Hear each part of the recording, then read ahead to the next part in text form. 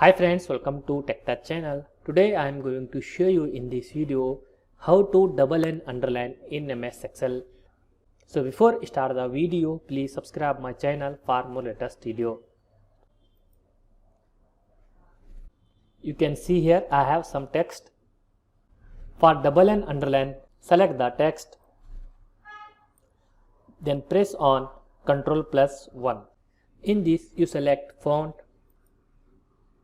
Under font you can see here underline. By default here select none, click here, then click double or double accounting.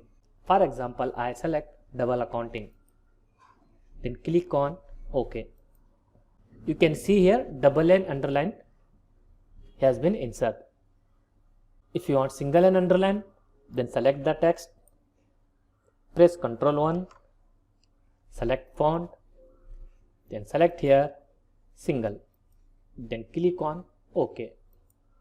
See here single and underline. That's it guys. So in this you insert double and underline in MS Excel. Thanks for watching friends. Hope like this video. If you like this video, please like, share and don't forget to subscribe my channel.